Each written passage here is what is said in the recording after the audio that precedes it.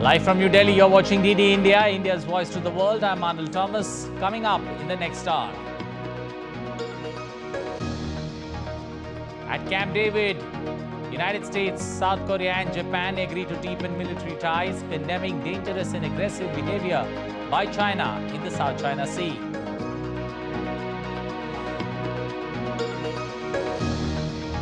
Thousands flee huge wildfires in the capital of Canada's Northwest Territories, with fresh fires sparking evacuation orders in British Columbia.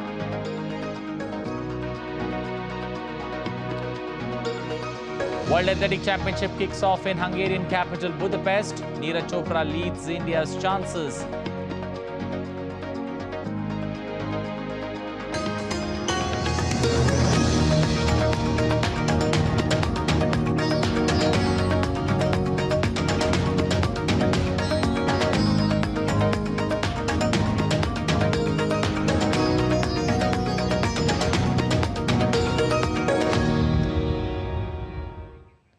Well, the leaders of the United States, South Korea and Japan agreed to evaluate cooperation between their countries during a trilateral meeting at President Joe Biden's secluded hilltop retreat on Friday.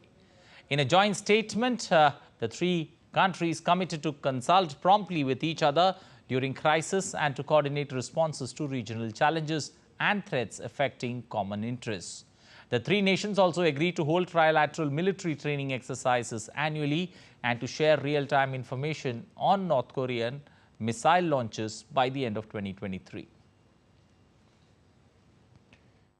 We're doubling down on information sharing, including on the DPRK's missile launches and cyber activities, strengthening our ballistic missile defense cooperation, and critically, we've all committed to swiftly consult with each other in response to threats to any one of our countries from whatever source it occurs. Korea, the United States and Japan, in their pursuit of Indo-Pacific strategies, oppose any unilateral attempts to change the status quo by force. Respect for sovereignty, territorial integrity, the peaceful settlement of disputes, amongst other, undergird a rule-based international order that we resolve to safeguard by intensifying our collaboration as part of such endeavors. The unilateral attempts to change the status quo by force in the East and South China Sea are continuing, and the nuclear and missile threats of North Korea is only becoming ever larger under such circumstances. Well, DD India correspondent Caroline Malone has more from Washington, D.C. It was an unprecedented day at Camp David, the US leaders' diplomatic retreat reserved for events of the highest importance. South Korea's President Yoon and Japan's Prime Minister Kishida agreeing to new levels of cooperation with President Biden to set up a hotline and commit to consulting each other on issues of importance. Of particular concern to all three leaders, as referenced in a joint statement, is China's dangerous and aggressive actions in the South China Sea and continued ballistic missile testing from North Korea. It took a long time to get to this point, with South Korea and Japan only recently able to resolve issues stemming from Tokyo's military occupation of its neighbour in the early 20th century. Going forward, the three leaders have agreed to hold trilateral meetings annually to share information on ballistic missile defence and new economic and energy security initiatives, including warnings on supply chain disruptions. US officials say it's not a formal defence alliance and not about excluding other nations, but this unusually united front between Japan, South Korea and the US may act as a deterrent to future provocation in the Indo-Pacific. Caroline Malone in Washington for DD India. Well, South Africa is all set to host the 15th edition of the annual Brics Summit in Johannesburg from the 22nd to the 24th of August. BRIC represents the group of major emerging economies, that's Brazil, Russia, India, China and South Africa. The theme of the summit is BRICS and Africa, Partnership for Mutually Accelerated Growth, Sustainable Development and Inclusive Multilateralism. Prime Minister Narendra Modi will represent India at the BRICS Leaders Summit. There, he will engage with fellow leaders from BRIC countries, South African President Cyril Ramaphosa, Chinese President Xi Jinping, Brazil's President Luiz Inácio da Silva, and Russian President Vladimir Putin will not be present in person but will join virtually. BRICS brings together 5 of the largest developing countries of the world, representing around 41% of the global population, around 24% of the global GDP, and around 16% of global trade.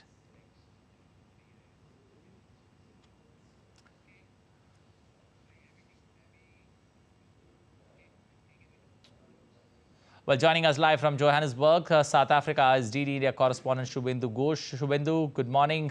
Looking at this particular BRICS summit, there is a lot of talk about expansion when it comes to new members being included. Do you see the possibility of that, or does it run into rough weather? Right, Anil, good morning. And just to context, there's a 3.5 hours difference. Delhi is 3.5 hours ahead of Johannesburg in terms of the time difference. So it's just past 6:30 a.m. Here in Johannesburg in South Africa.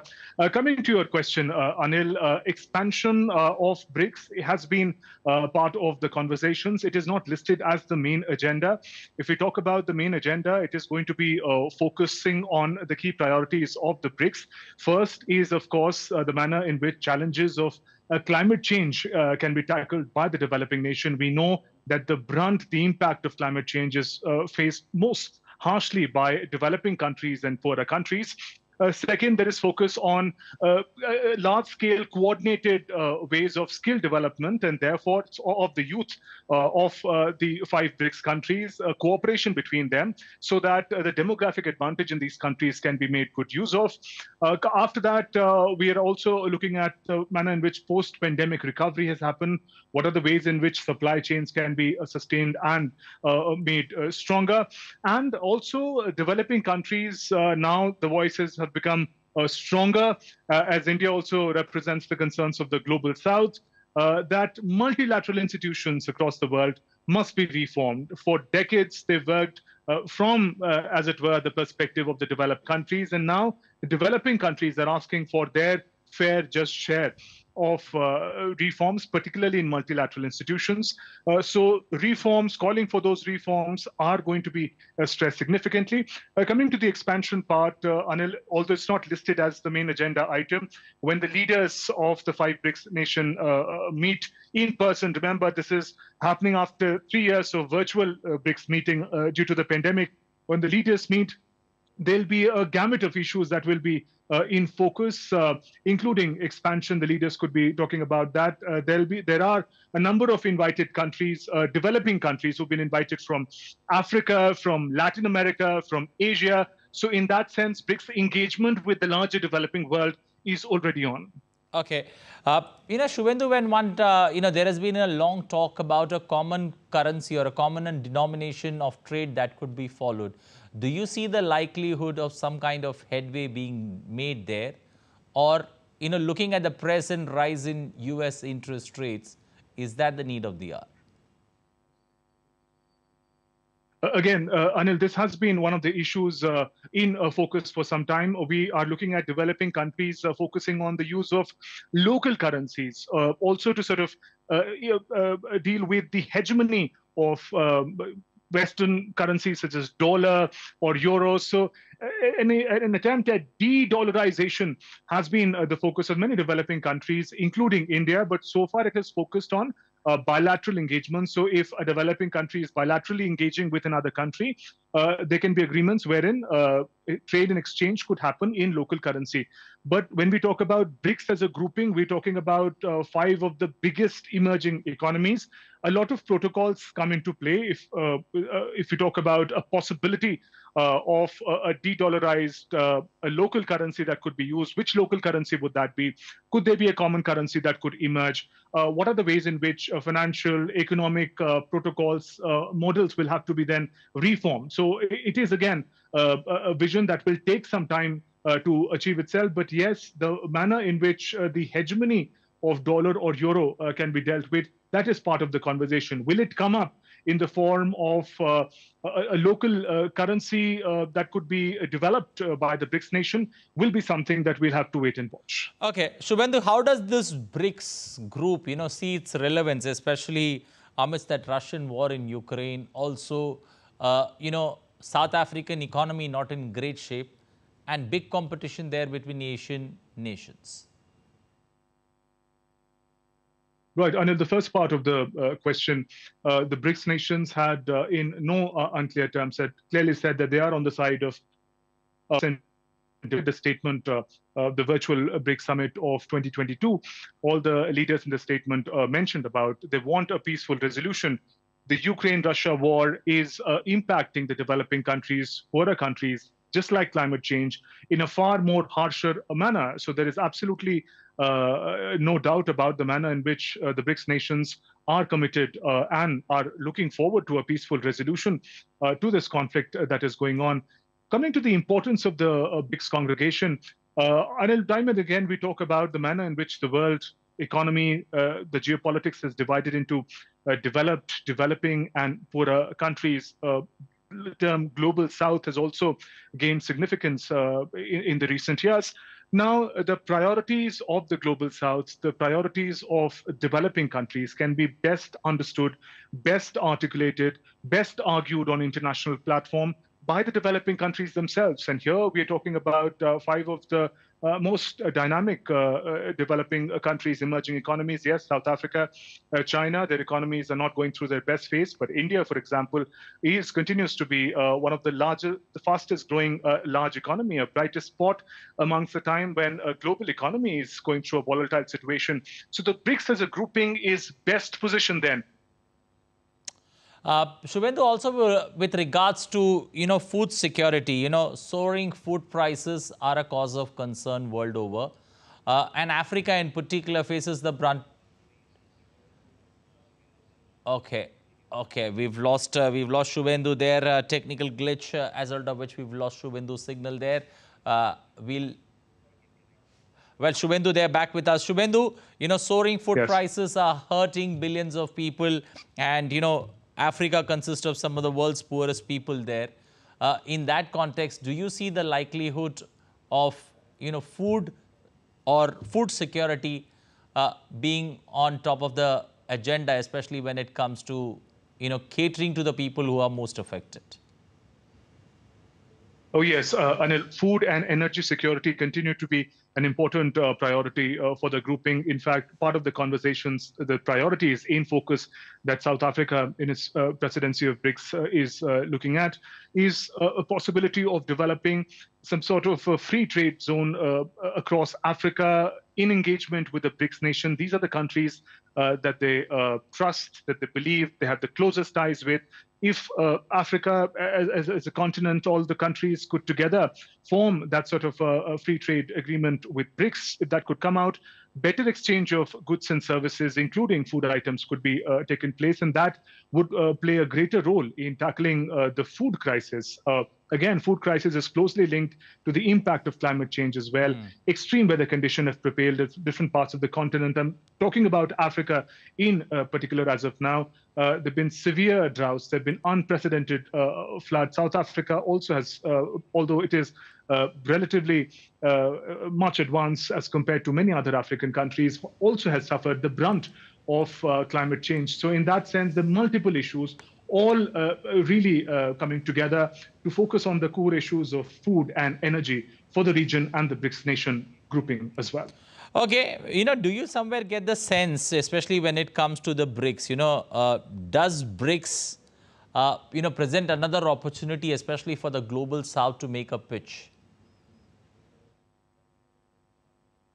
Oh, absolutely. Anil, as you mentioned about the kind of the population, about 40% of the global population, we're talking about India, the country with the highest population, followed by China. I mean, 2 of the most populated countries are in the same grouping. So in that sense, the things that the BRICS says, the perspective that the BRICS puts forward, the priorities that the BRICS adopts also become the priorities of much of the world, especially the developing countries. And because these are all emerging countries, they're best placed to articulate and argue about their position in the larger geopolitics, whether we talk about United Nations, World Bank, IMF. Call for multilateralism has been loud since the inception of BRICS, and it is only getting louder as the BRICS member countries become more influential, become stronger economies. India's case is an important example in point we've seen in the recent years under leadership of Prime Minister Modi. India being referred to as the leader of the global south, and whether it is BRICS or G20, India has never missed an opportunity to put forth the perspective. It wasn't conferences, never missed an opportunity to put forth the perspective of the developing countries and the global south. And this BRICS summit, the 15th edition, is also an excellent opportunity to do the same. Okay, we'll leave it there. Thank you and appreciate you joining us this morning. That is Shubhendu Ghosh, our correspondent, DD India correspondent, joining us from Johannesburg, South Africa. Still to come on DD India News Hour. Canada battles deadly wildfires. British Columbia declares state of emergency.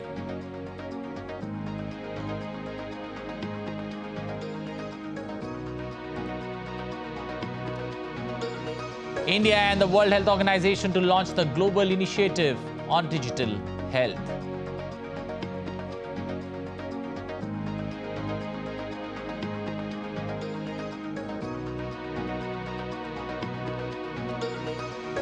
Air-Tanzania looks to continue its expansion journey in India, plans to tap the tourism potential with direct flights to Dar es Salaam.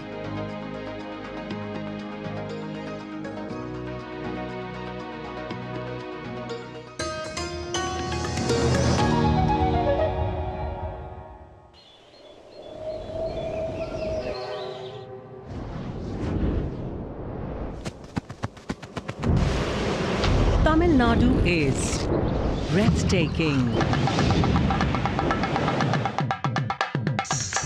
enchanting,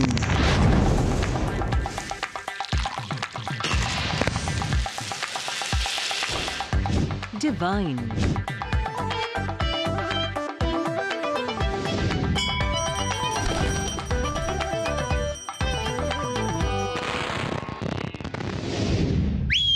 come. Revel in the spirit of Tamil Nadu.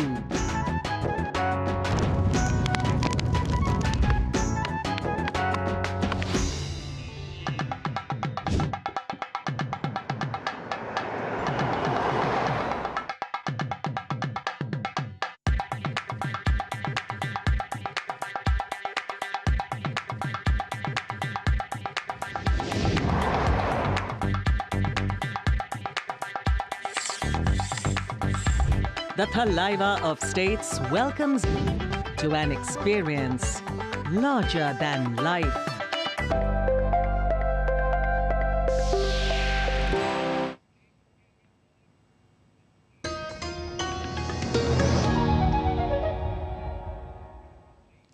You're watching DD India News Hour. I'm Anil Thomas. Japan is hoping it can now begin its controversial plan to discharge treated radioactive water into the Pacific Ocean.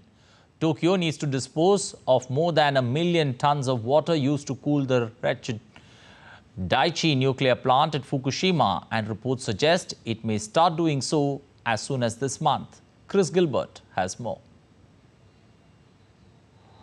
Well, Japan is hoping that this trilateral summit is the last bridge it needs to cross to begin the discharge of treated water into the Pacific Ocean. It has the support of the IAEA, the rubber stamp from the International Atomic Watchdog, which says that the plan is up to international safety standards. It has spoken to the fishers in Fukushima who have suffered brand damage since the meltdown and are concerned about the ongoing impact of the water discharge. It has taken its pitch to the Pacific Island Forum, all the countries there that are concerned about the discharge, trying to soothe those ruffled feathers with messages of how safe the water water is. And finally, there's South Korea, a country which still maintains a ban on food imports from Fukushima, a country which still sees mass protests frequently against the discharge project, but yet a country which at the executive level, at the presidential level, has recently warmed ties with at least the government of Japan and Fumio Kishida, the Prime Minister. This is good news for the US. It wants these two countries working together despite all the bad blood that they share, going all the way back to Japan's at times very brutal rule of the Korean Peninsula all the way up to World War II. This has been a sticking point for previous administrations. It is not a sticking point for this administration. It is an opportunity for Washington to get the two of them working together to meet its interests in the Indo-Pacific region before administrations change and the whole thing may come undone. Chris Gilbert in Tokyo, reporting for DD India. Well, army chiefs of the West African bloc have agreed to an undisclosed D-Day when they say they will intervene to restore peace in Niger. The ECOWAS say they have a standby force ready following last month's coup. A sternly worded message from the army chiefs in West Africa. They have criticized and accused the junta of not wanting to engage politically and diplomatically. They are pretending, that, now they are ready for talks. But even as they are telling us that they are ready for talks, they are still seeking reasons to justify an unjustifiable coup d'etat. The army chiefs have also emphasized their commitment to reinstating constitutional order. They maintain that if peaceful efforts fail, they are prepared to intervene. Let no one be in doubt that if everything else fails, the valiant forces of West Africa, both the military and the civilian components, are ready to answer to the call of duty. Meanwhile, in a tragic turn of events, at least 36 Nigerian soldiers have lost their lives in two separate attacks. The battles occurred when they fought off armed gangs in the northern central state of the country. Bureau Report, DD India. Well, the 55th ASEAN Economic Ministers meeting is scheduled to begin today in the ongoing ASEAN Summit in Indonesia. Hundreds of delegates from 23 countries, various international organizations and international business associations would attend the meeting. The series of meetings include the launch of the new ASEAN Tariff Search Portal, signing of a memorandum, launch of the registration of intellectual property rights and signing of the Second Amendment Protocol. Ecuadorians will take part in a snap election this weekend in a tense political atmosphere. The presidential elections in Ecuador are particularly sensitive given the assassination of candidate Fernando Valenciano, the presidential candidate who was killed just before during campaign. The killing spurred President Guillermo Lasso to declare a state of emergency that allows the armed forces to engage in law enforcement activities. The assassination also prompted protest activity in several cities. More than 13 million Ecuadorians are eligible to head to the polls to elect a replacement for conservative President Guillermo Lasso. All votes will be counted on Sunday after the presidential vote. Saudi Arabian Crown Prince Mohammed bin Salman has met Iranian Foreign Minister Hossein Amir Abdollahian in Jeddah as part of his visit to the kingdom. The meeting comes a day after Amir Abdollahian declared ties between the two countries were on the right track. This followed talks with his Saudi counterpart, Prince Faisal bin Farhan. Mohammed bin Salman is the kingdom's de facto ruler and has pushed to reorient Saudi foreign policy in recent years. After the meeting, Iran's news agency reported that Abdollahian saying that the de facto Saudi ruler had accepted his invitation to visit Tehran. Air Tanzania says it is calling for more business for its cargo flights to Mumbai, which were launched last month. The company's CEO says the national flag carrier has also closed deals with Indian tourism agencies in order to tap into India's market of over 1 billion people. DD India correspondent Daniel Kijo has more from Dar es Salaam. Slowly but surely, Air Tanzania is expanding its services. It recently acquired a Boeing 767 freighter at a cost of $37 million. It's been flying passengers to Mumbai since last year, catering to Tanzania's large Indian diaspora. The CEO says the focus is now to increase cargo volumes. Kati ya makampuni kubwa 10 ya India, we have closed an agreement with one of India's top 10 pharmaceutical companies. The deal entails transporting mostly medicines that are used in Africa. They will land in Tanzania and then be distributed. Apart from Mumbai, Air Tanzania's cargo plane currently flies to Kinshasa, Dubai, and Lubumbashi. The demand for Air Tanzania's cargo services remains high. John Lupembe has used Air Tanzania's cargo services to ship commodities into Kinshasa. As for now, we are sure that the service is available. It's a reliable service. The rates are very competitive. There should not be anyone to worry about moving their cargoes. India and Tanzania share rich historical and economic ties. India is Tanzania's third largest trading partner, with bilateral trade of $4.5 billion in the year to June 2022. This Air Tanzania 767-300 Boeing is now leaving Tanzania and flying out with cargo. The Air Tanzania team says it has a capacity to carry up to 54 tons of cargo. India's main exports to Tanzania are refined petroleum, packaged medicines, motorcycles, and industrial equipment. Air Tanzania is now aiming to take business deeper into India by signing interline agreements with the country's domestic airlines. For instance, passengers flying from New Delhi will get their tickets there. They will be flown by visitors till Mumbai, and then from there we will pick them and fly them to Dar es Salaam. Same for people flying into India from Dar. We drop them at Mumbai and they will get flights via either Air India or Vistara. The routes into India are part of the airline strategy to not just transport passengers, but to heavily promote trade and tourism between the two countries. Daniel Kijo in Dar es Salaam, reporting for DD India. Still to come on DD India News Hour.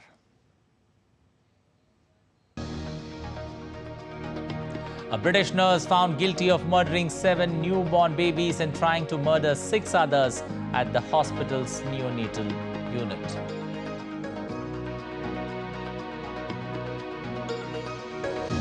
California braces for Hurricane Hillary. Landfall in the next 24 hours could dump over a year's worth of rain on the region.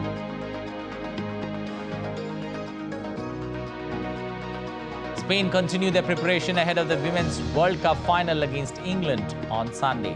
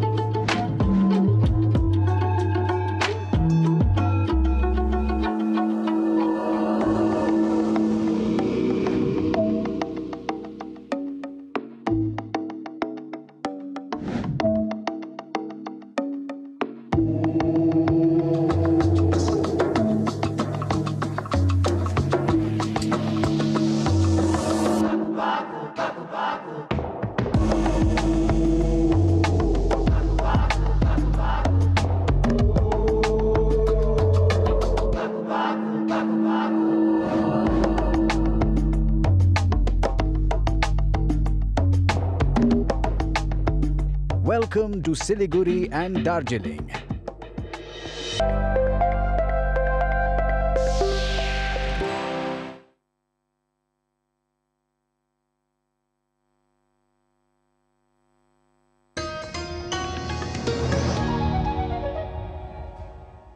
You're watching DD India News Hour. I'm Arnold Thomas. Well, let's take a recap of the headlines. The US, South Korea and Japan have deepened military ties at a historic trilateral meeting at Camp David. The three nations have condemned dangerous and aggressive behavior by China in the South China Sea.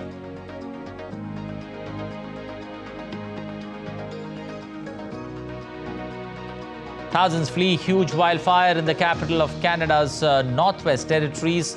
Fresh fires spark evacuation orders in British Columbia.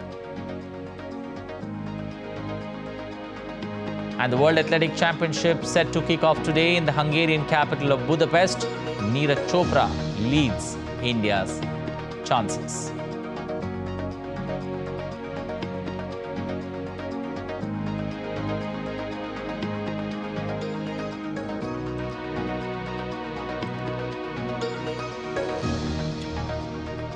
Well, China's military began drills around Taiwan on Saturday as a stern warning after voicing anger over a stopover in the United States by the island's Vice President William Lai.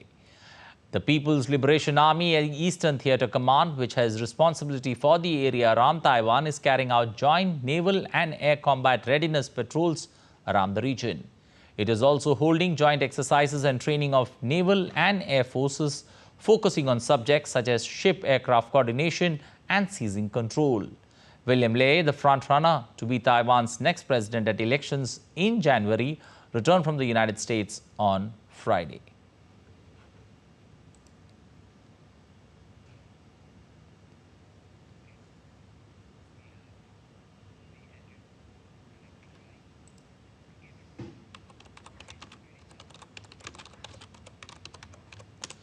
Well, Andrew Wood joins us with the latest from Hong Kong. Andrew, what's the sense that the world takes, especially with regards to the drills that are taking place by China?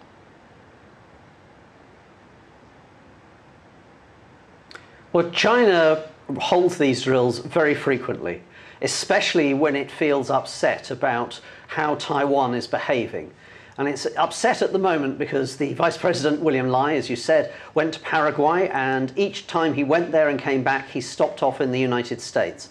And basically, Beijing says that Taiwan is not an independent country, it's part of China, and it wants to discourage Taiwan from doing anything that makes it look like it is an independent sovereign country by, say, for instance, being invited to government ceremonies or belonging to international organizations like the World Health Organization. William Lai actually spoke a bit too soon. He did actually note when he came back that China had not protested by holding exercises like it usually did, but a day or so later, well, first we saw a video released of PLA troops doing things like they would do if they were invading Taiwan, training for that. And now, of course, we have these exercises. Andrew, does it get the sense somewhere, these sea defense operations that have been done by China, is it a warning or is it mind games that it is playing, especially in the world geopolitical order? I think it's a bit of both. Beijing wants to keep up the pressure on Taiwan. It also wants to show to its domestic audience that it is serious about trying to make Taiwan become unify with the People's Republic of China.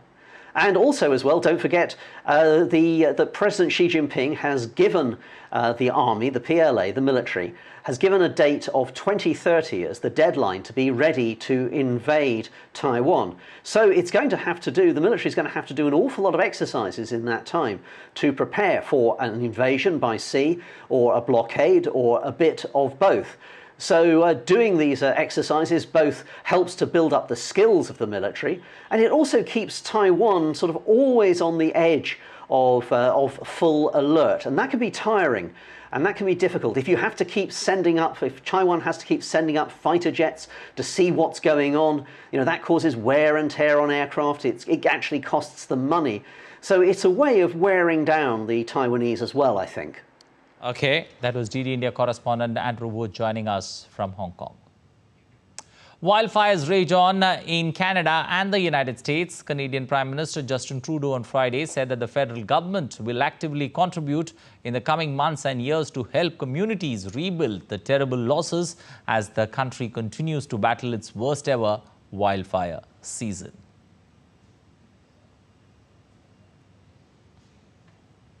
The federal government is there with significant military assets. We're coordinating the air evacuations. We're making sure that we're there to respond to all the needs of community now, and we'll be there in the coming months and years as we look to keep people safe moving forward, even as we rebuild in places where there are terrible losses. The number of people who've been evacuated, who've been taking these incredibly long drives to get to safety, doing it in a thoughtful, orderly way, being there to help out each other and look out for each other is really the best of not just what Canada is, but particularly people who live in the north, where the sense of community and looking out for each other is truly extraordinary.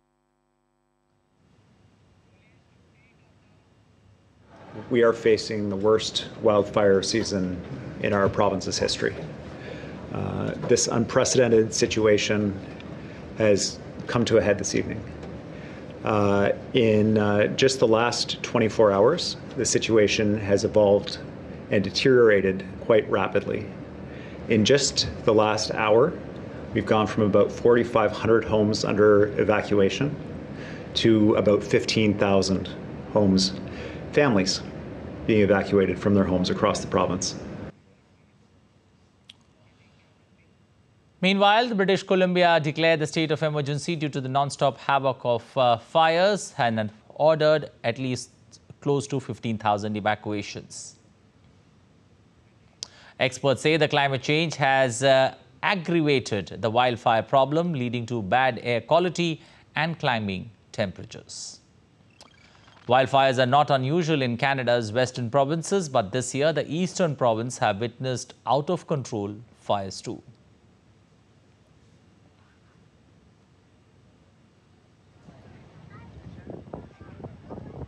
Air quality concerns grow in Spain as wildfires continue to chew in the region. Authorities say more than 4,500 people have been evacuated from their homes. The firefighters brought the wildfires under control, which was threatening residential areas. Europe is battling the effects of the weather that's there, with July being the hottest month on record with scorching heat.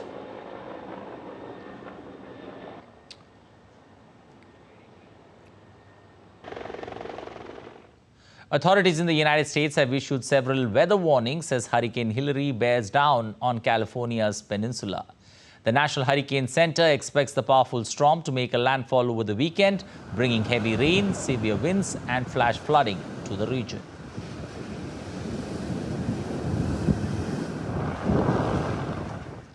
"74 people have died in landslides and flash floods in Shimla, the capital city of the northern Indian state of Himachal Pradesh.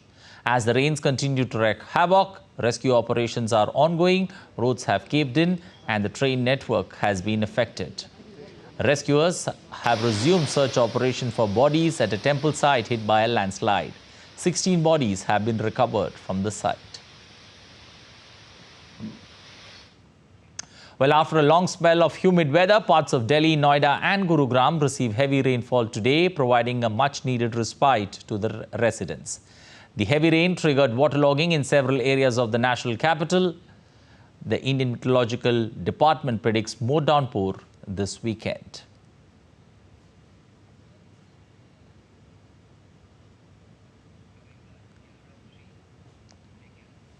Well, let's take a look at some other stories making news. The third day of the ongoing G20 Health Ministers meeting in Gandhinagar began with a yoga session. Delegates performed yoga and meditation. We are grateful to the government of India, especially to the Prime Minister Narendra Modi, for helping us in time of COVID with vaccines. We received the first round of vaccine from India. and that was a great help during in that time of need. So we hope that this support will continue in days to come. As part of the present G20 conference in Gandhinagar, Gujarat, India, the World Health Organization will launch the global initiative on digital health later today.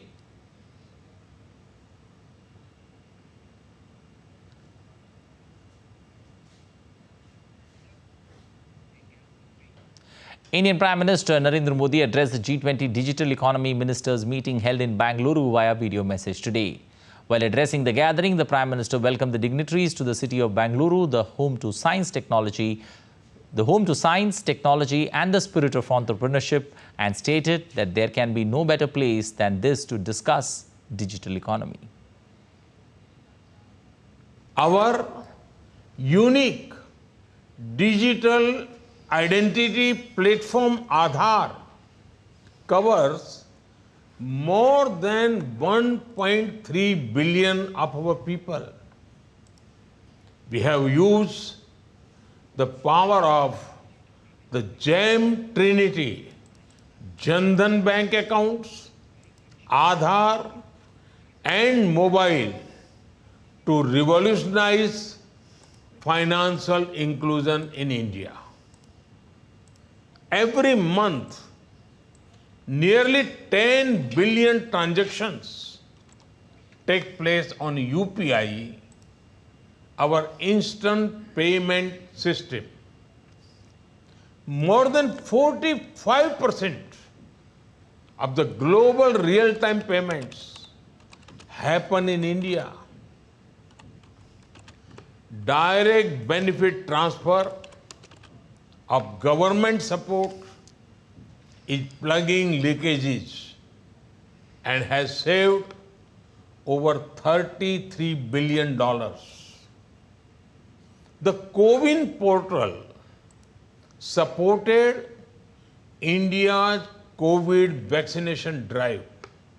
It helped in the delivery of over 2 billion vaccine doses along with digitally verifiable certificates. Well, the G20 Digital Economy Ministerial meeting begins today in Bangalore. The Digital Economy Working Group meeting concluded yesterday and prepared a draft for consideration at this upcoming meeting. An outcome document is expected to be released at the end of the meeting. The Digital Economy Group offers inspiration and broad guidance to policymakers on harnessing the digital potential of economies. The working group aims at digital transformation to enhance public participation and to realize inclusive social and economic growth.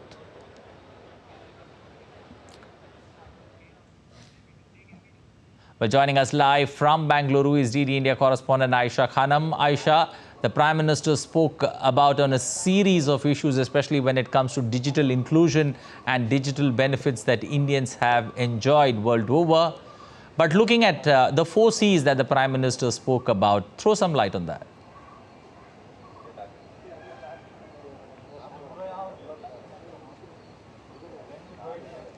Well, Anil, Prime Minister Narendra Modi welcomed the ministers for digital economy here at Bangalore, and this is the place which is the IT city of India, which is the Silicon Valley of India. And Prime Minister Narendra Modi in his address clearly stressed upon India's stack, and this is an important keyword that we are hearing in the last 3 days. And India's stack is India's robust global, robust digital public infrastructure, wherein India has streamlined the technology and also taken it to the person in the last queue. And this is an important aspect. This is a key talking point here among the delegates as well.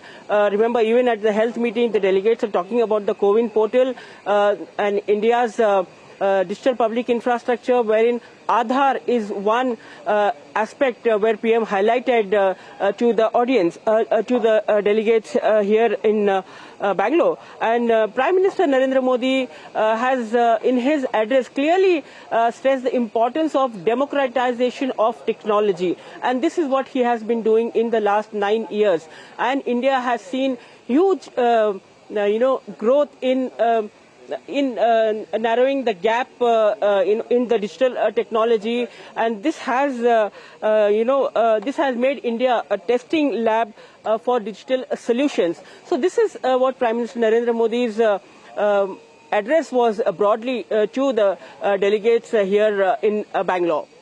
Okay, Aisha, also a likely outcome document that one looks forward to from this particular summit in Bangalore. When do we get to see that? Well, yesterday the digital economy working group meeting has finalized the outcome documents, and they have trimmed the paragraphs which were discussed and which were negotiated among the delegates here in the last 3 days. And this outcome will be released by India's Minister for Technology, Ashwini Vaishnav. And this is likely to have a consensus among all the delegates, among all the countries with regard to building digital public infrastructure, reskilling, and also cyber security. Remember, the more the digital economy is given a boost, the security is another important aspect that needs to be given thrust upon. So these are the 3 core issues that are likely to be part of this outcome document, which will be released today at 4 p.m. here after the meeting ends. Okay, that was DD India correspondent Aisha Khanam joining us from Bangalore in Karnataka. Still to come on DD India News Hour. The World Athletic Championship gets underway in Budapest.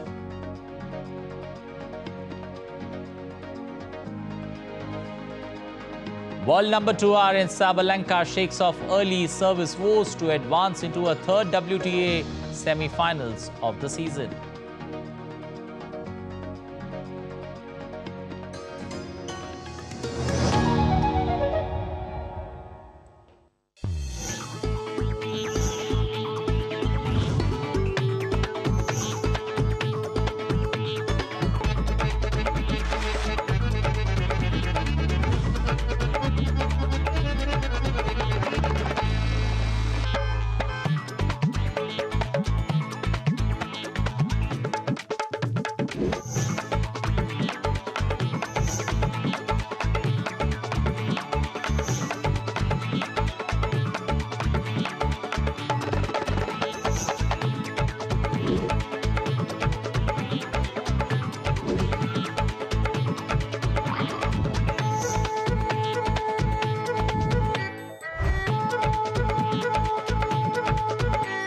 Welcome to Jaipur.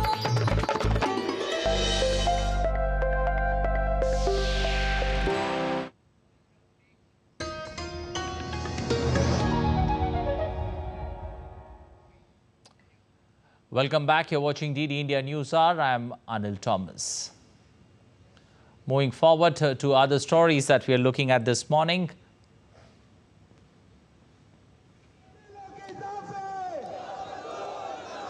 A protest broke out in Pakistan's commercial capital of Karachi on Friday. Pakistani traders protested against the rising petrol and electricity. Earlier this week, Pakistan announced a hike in petrol and high-speed diesel prices, a second such hike this month. Meanwhile, caretaker Information Minister Murtuza Solangi said that the government is incapable of reducing the cost due to an agreement with the International Monetary Fund. A nurse in northwest England has been found guilty of killing 7 newborn babies and trying to kill another 6. 33-year-old Lucy Ledby murdered 5 baby boys and 2 baby girls who were in her care in a neonatal unit at the hospital where she worked. She also tried to murder other newborns during her time on the ward between 2015 and 16.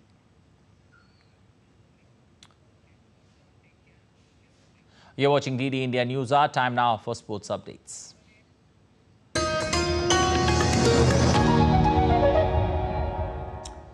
Well, starting first up with football there, Sweden will face off against Australia in the 3rd place match of the 2023 FIFA Women's World Cup today.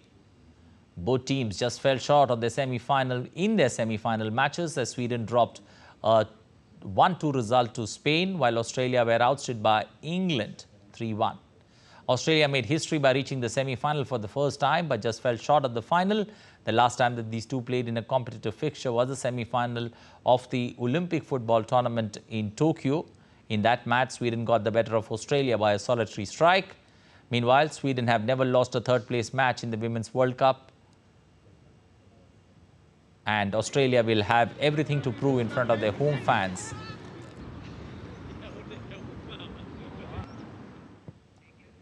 The World Athletic Championship is set to kick off today in Budapest. It's Hungary's debut as host of the event that will see over 2,000 athletes from 202 countries compete over 9 days. 28 athletes form the Indian contingent and will participate in the competition with high hopes for Neeraj Chopra bringing home another gold.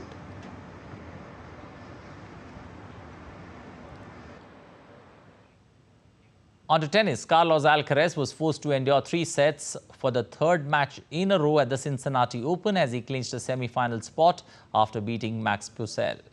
The Wimbledon champion and world number 1 triumphed 4-6, 6-3, 6-4 on Friday in a 2-hour-long clash with the Australian qualifier. The win means he is just 2 wins away from his third ATP 1000 title of the season after winning at Indiana Wells and in Madrid earlier this year. Alcaraz will face Hubert Hurkacz in the next round after the Pole avoided an embarrassing turn of events to come through against Alexei Popyrin. Second seed Novak Djokovic also advanced to the last 4 at the Cincinnati Masters. Djokovic beat American Taylor Fritz 6-0, 6-4 at the Linda Tennis Family Center. Djokovic will face German Alexander Zverev.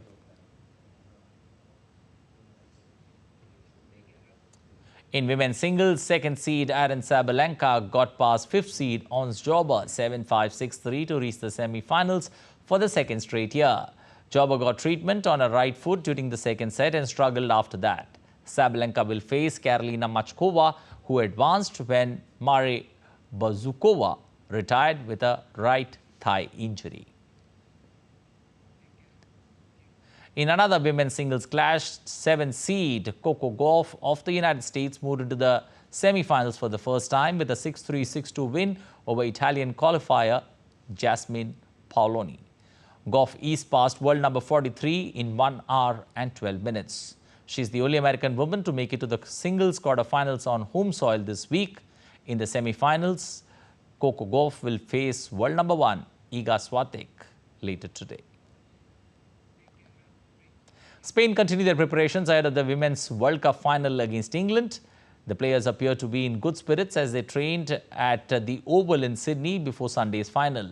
Spain are arguably the biggest surprise of the Women's World Cup as they run to the final for the first time. They set up a meeting with the Lioness after edging out Sweden in Auckland. The final will be held at Stadium Australia, and a first-time World Cup winner is guaranteed, with neither side having reached this stage of the tournament previously. Luciano Spalletti will be the new head coach of Italy's national soccer team. The country's football federation announced this on Friday. Spalletti replaced Roberto Mancini, who resigned on 13th of August. Spalletti left Napoli at the end of the 2022-23 season after guiding the team to the Serie A title. He will officially take up his role with the national team from the 1st of September ahead of the Euro 2024 qualifiers against North Macedonia and Ukraine. Well, India beat Ireland by 2 runs via the Duckworth-Lewis method to take home a 1-0 lead in the 3-match series in Dublin on Friday night. India were 47 for 2 in 6.5 overs in chase of 140 runs when rain interrupted the game and forced it to be called off. Earlier, pace spearhead Jasprit Bumrah made a splendid comeback as India restricted Ireland to 139 for 7 in 20 overs. Leading the side on his comeback after 11-month layoff, Bumrah claimed 2 wickets. Fellow pacer Prashid Krishna, who made his debut, along with spinner Ravi Bishnoi, also bagged 2 wickets each. Ireland's Barry McCarthy scored an unbeaten 51 of 33. The second match of the T20 series will be played in Dublin on Sunday. Well, before we wrap up this edition of News Hour, we leave you with some glimpses of an elephant named Sureen cheering up as he receives a warm welcome to his new home in the Thai Elephant Conservation Center. Let's take a look.